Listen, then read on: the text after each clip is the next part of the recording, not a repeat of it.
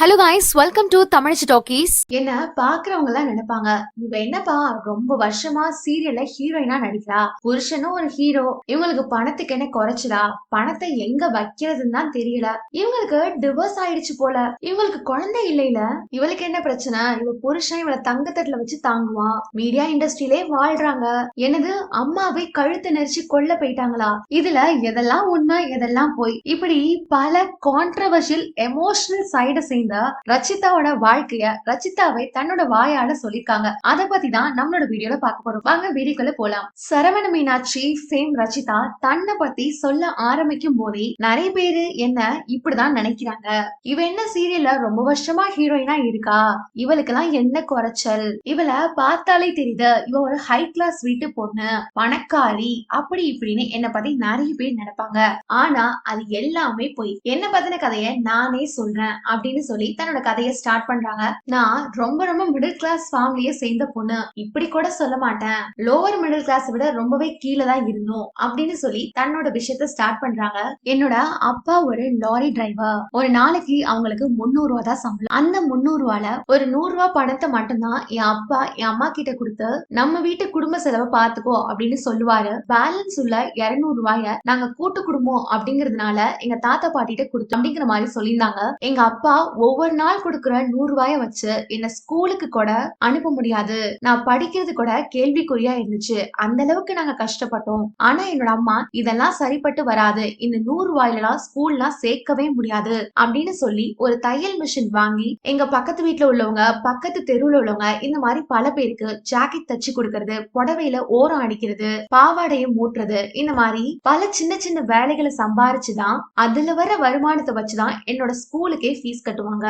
ஆனா இதுல கொடுமையான விஷயம் என்னன்னா, இவ்ளோ கஷ்டப்பட்டு என்ன ஸ்கூல்ல படிக்க வைக்கிறாங்க, ஆனா எனக்கு சுத்தமா படிப்பு மண்டையில ஏறவே இராது. நான் படிக்கிறதுக்கு ரொம்பவே கஷ்டம். 10th ஒரு சப்ஜெக்ட்ல ஃபெயில் ஆயிட்டேன். அதை தொடர்ந்து மறுபடியும் எனக்கு காசு கட்டி ரீ எக்ஸாம்லாம் எழுத வச்சு என்ன மறுபடியும் கஷ்டப்பட்டு படிக்க வச்சாங்க.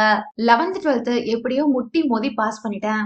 என்ன இன்ஜினியரிங் படிக்க வைக்கணும் அப்படின்னு சொல்லி ரொம்பவே கஷ்டப்பட்டாங்க. ஆனா எனக்கு படிப்பு வராது அப்படிங்கறதுனால பிரைவேட் காலேஜ்ல சீட்டு வாங்கி என்ன லா இன்ஸ்டியூட்ல சேர்த்து விட்டாங்க. அந்த இன்ஸ்டியூட் ஒரு பிரைவேட் காலேஜ் அப்படிங்கறதுனால 4 வருஷமா எனக்காக லட்சக்கணக்கில் பணம் சேர்த்திருந்தாங்க.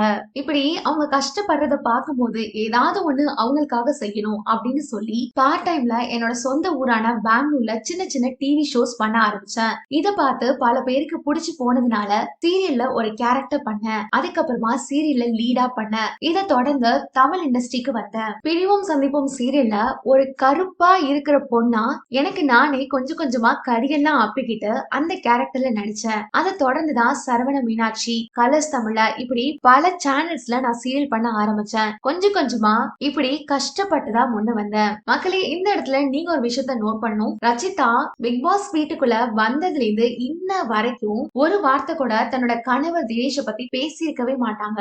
ஆனா பல பேருக்கு தெரிஞ்ச சில பேருக்கு தெரியாத ரச்சிதாவோட பர்சனல் லைஃப் பத்தி பார்க்கலாம். ரச்சிதா பிரிவும் சந்திப்போம் சீரியல்ல நடிக்கும் போது கார்த்திக் அப்படிங்கிற கேரக்டர்ல தான் தன்னோட ஹஸ்பண்ட் தினேஷ பார்த்திருப்பாங்க. தினேஷ் தான் முதல்ல ரச்சிதாக்கு ப்ரொபோஸ் பண்ணாரு.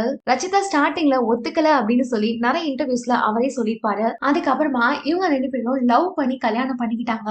பெத்தவங்க சம்மதத்தோட தான் இந்த கல்யாணம் நடந்துச்சு. சில வருஷங்கள் இவங்க 2 பேரும் ஒன்னா சீரியல் பண்ணாங்க. நிறைய இடத்துல நிறைய சேனல்ஸ்ல இன்டர்வியூ கொடுத்திருந்தாங்க. அவார்ட் ஃபங்க்ஷனுக்குலாம் கூட ஒன்னா சேர்ந்தா வருவாங்க.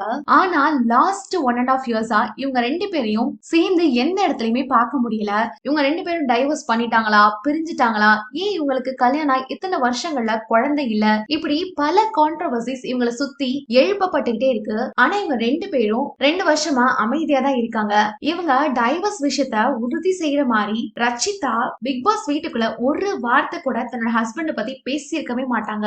ஆனா இதுக்கு ஆப்போசிட்டா அப்படியே தினேஷ் நிறைய யூடியூப் சேனல்ஸ்ல ரச்சிதா ரொம்ப நல்லவங்க, ஆமா நாங்க 2 பேரும் சில கால இடைவெளிக்காக பிரிஞ்சிருக்கோம், டைவர்ஸ்லாம் இன்னும் கன்ஃபார்ம் ஆகல அப்படின்னு சொல்லி ரச்சிதாவை ரொம்பவே பாசிட்டிவா பேசிட்டு இருக்காரு. ரச்சிதா தன்னோட எமோஷனல் டாஸ்க முடிக்கும் போது, அம்மா கடைசி வரைக்கும் எனக்கு குழந்தை பெத்துக்கிற பிரார்த்தம் இருக்கா இல்லையா அப்படின்னு எனக்கு தெரியாது, என்ன பொறுத்த வரைக்கும் நான் உனக்கு பொண்ணாவே இருந்துடுறேன், என்னோட குழந்தை நீ தான், நாளைக்கு இந்த பிக் பாஸ் முடிஞ்சதுக்கு அப்புறமா என்ன நடக்கும், என்ன பண்ண போறேன், என் லைஃப்ல அடுத்தடுத்த என்ன ஸ்டெப், இப்படி எதுவுமே எனக்கு தெரியாது, என் வாழ்க்கை எங்க போய் முடிய போகுது அப்படிங்கிற எந்த ஒரு விஷயமும் என்னால சொல்லவும் முடியல. கடைசி வரைக்கும் உனக்கு பொண்ணாவே இருந்துடுறமா அப்படின்னு சொல்லி ரொம்பவே கதறி கதறி அழுது மத்தவங்களையும் அழ வச்சு இவங்க தன்னோட எமோஷனல் ஸ்டோரிய ஸ்டாப் பண்ணிருப்பாங்க. இந்த வீடியோவை நேர்ல பாக்குறவங்க கண்டிப்பா அழுதுருப்பாங்க. சிரிச்சிட்டு இருக்க முகத்துக்கு பின்னாடி இவ்வளவு கஷ்டமான சோக பக்கங்கள்லாம் இருக்கா அப்படின்னு சொல்லி பாக்குற நமக்கே ரொம்ப வியப்பா இருக்கும். இந்த வீடியோ எல்லாம் பார்த்ததுக்கு அப்புறமா ரச்சிதாவை பத்தி நீங்க என்ன நினைக்கிறீங்க அப்படின்னு சொல்லி உங்களோட கருத்துக்களை கண்டிப்பா நம்மளோட கமெண்ட் செக்ஷன்ல சொல்ல மறந்துடாதீங்க. இந்த வீடியோ பிடிச்சா லைக் பண்ணுங்க, ஷேர் பண்ணுங்க. நம்ம தமிழச்சி டாக்கி சப்ஸ்கிரைப் பண்ண மறந்துடாதீங்க. கூடவே பெல் ஐகானை கிளிக் பண்ணுங்க.